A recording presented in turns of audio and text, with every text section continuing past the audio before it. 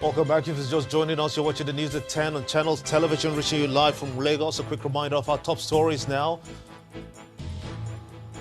Former Chief of Army Staff General Al-Wali Kazir advocates urgent socio-economic transformation of Nigeria to check worsening insecurity across the country. Ondo Police Commander lays fears over purported threats by Boko Haram to attack select targets in the state, says that everything is in place to ensure safety of lives and property. Suspected thugs attack Edo State Governor Godwin Obasaki's convoy at the country home of APC National Chairman Adams Oshomole in Iyamo. Oshomole apologizes over incident. And over 40 Malian soldiers killed in an attack on a military post in the country's northeast region.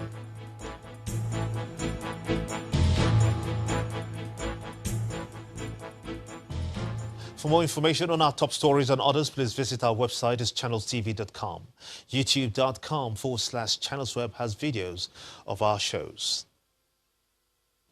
And here are some of the stories that you sent in. Let's begin with this picture from Ogun State showing lawyers protesting the state of the Ota Road and its environs.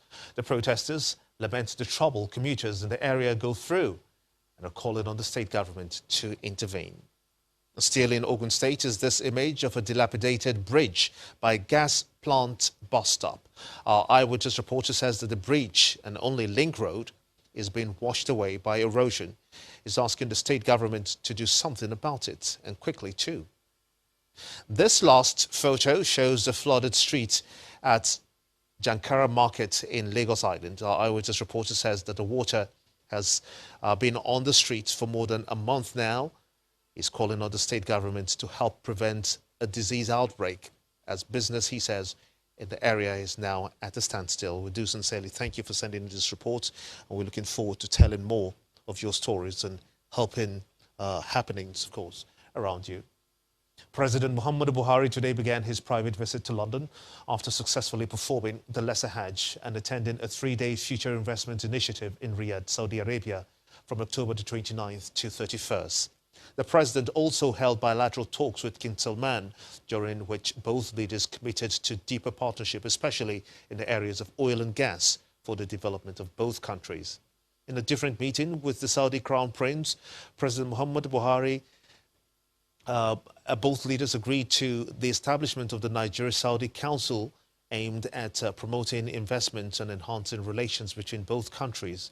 The president was accompanied on the Saudi trip by Governors Atiku Bagudu of Kebbi State, Professor Babagana Zulum of Borno State, and Aminu Masari of Katsina State. The 16th Kwara State Council chairman invited for questioning by the Ilorin Zonal Office of the Economic and Financial Crimes Commission, the EFCC, yesterday have been released. A statement by the EFCC explains that the council chairmen were asked to go after making statements to the commission yesterday. They were invited over allegations bordering on misappropriation of part of the 4 billion naira loan obtained from a bank for the payment of arrears of salaries and pensions of local government employees and teachers through the State Universal Education Board. They are also accused of diverting 10% of the state internally generated revenue. The EFCC denied the claims that they were detained by the commission, but added that the investigation into the matter continues. A passenger bus has gone up in flames on the Kara Bridge axis of the Lagos-Ibadan Expressway, causing heavy traffic inward of Lagos. This eyewitness video captures the burning bus, with firefighters arriving on the scene to save the situation. Although no deaths was recorded in the incident, the bus was burnt beyond repairs, while traffic was immediately brought to a halt. Those are indeed pictures we got moments ago earlier this evening. Moving on to other stories now. Parents of victims rescued by the police from an illegal healing center in the Ijegun area of Lagos are demanding for the unconditional release of their wards and the operator of the center. Some of the parents whose children have lived in the camp for over 5 years told Channels Television that it was their decision to engage the services of the center based on referrals on the operator's experience in dealing with neurological disorders. But some of the victims allege that they were being forcefully brought there by their parents. It's the second time in the space of a month that Channels Television is visiting the Ijegun area of Lagos State. The first was to air a story on the rescue of 19 pregnant teenagers and 2 newborns. This time, an illegal healing center in the Isheri-Osun part of Ijegun is the focus, where police evacuated victims allegedly suffering from neurological disorders.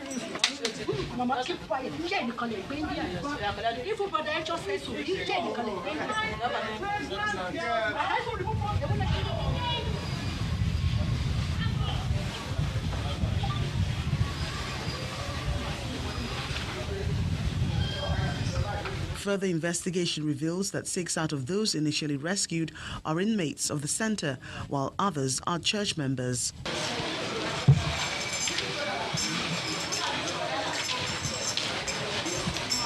Like others in this center, 29-year-old Adewale Adetono is still in chains.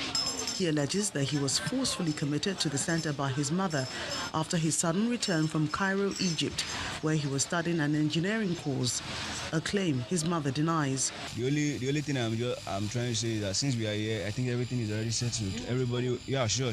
Everybody will go his own separate way. I want to go home. Yes, I want to go home. It was when he returned that he started behaving strangely. We have been to psychiatric hospitals before, but he always insists on going home. For Mr. Sunday Ojo, the operator of the center, providing healing to people with mental illness and other disorders is his specialty. He explains that he uses water, oil, and prayers as his healing tools, which he alleges has worked for over 1,000 victims in the past 10 years. When I know say that they can I go remove the shame because for security, make them no run or make them wound others. That's why the people say me. When I know say they okay.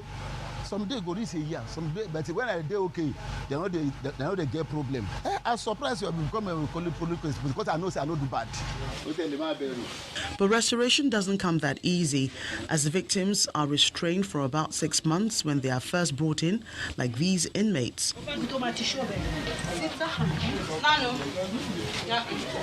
Day and nights they sit up or lie down on this bench in a not too conducive environment, hoping to regain freedom from the chains, the filth, and someday their ailment.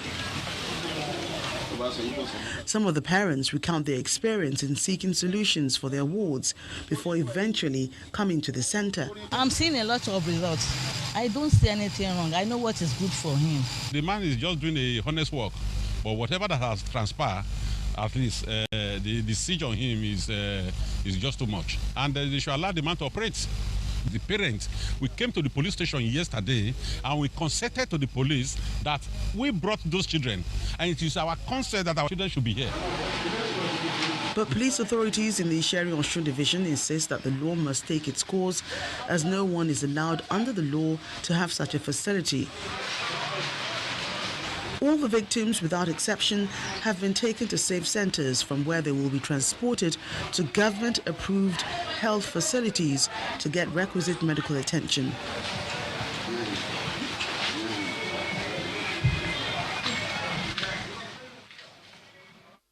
More stories now. Authorities at the Ogun-Osun River Basin Authority Development have absolved themselves of any wrongdoing in the release of excess water from the Oyon Dam.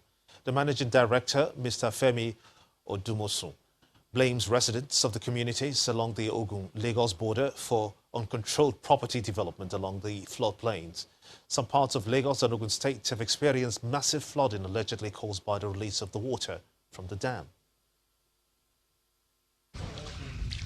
Residents of communities sharing borders between Lagos and Ogun State have had to wade through the flood to carry out daily businesses, while those whose homes have been overtaken by water have opted to leave the affected areas.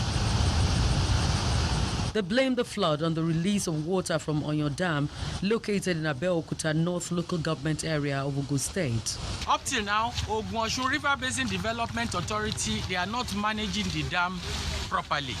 The dam is meant to generate 9 megawatts of electricity. And if they have to generate that 9 megawatts of electricity, they will need 2 million cubic meters of water to achieve that every day.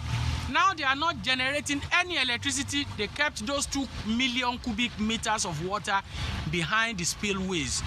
Now they will tell us climate change, weather is changing, so much rain, then there is need for them to push the water.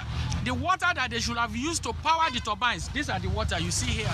The dam is part of the federal government's strategic development of water resources to provide fresh water and irrigation for agricultural purposes.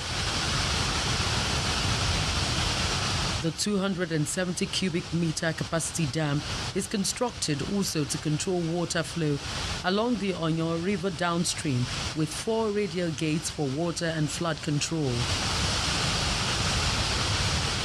Year in and year out, the release of water from this facility is alleged to be responsible for the flood in communities and settlements along floodplain areas, especially during high-intensity rainfall. Currently, it's has almost reached people's waist now. So the water has been on for quite a number of days. It's been a lot of work because quite a number of people have had to move their stores out of their houses, need to relocate temporarily till the flood subsides. I don't know what to say then. This is how people become homeless in less than 24 hours. But the managing director of Ogun River Basin Development Authority, Mr. Femi Odumosun, absolves the dam of any blame. For instance, we are not opening the gates. Definitely, it will lead to dam failure because the water will build up to a level that it will impound. The impoundment will put so much pressure on the dam structure, and it could lead to a failure which could be catastrophic. So it's better to control water releases from the dam, in such a way that you take cognizance of both upstream and downstream habitats. He'll rather call for the development of retention basins and canals to control excess water from the dam. Canalization, design of canals that can convey water, and it will be better to have something like a draining master plan that will consist of canal, then maybe detention basins, especially in all those low areas, that will attenuate the flooding, And if there has been that kind of planning before, then people could have built houses, in such a way that they can avoid the impact of the excess flood flow.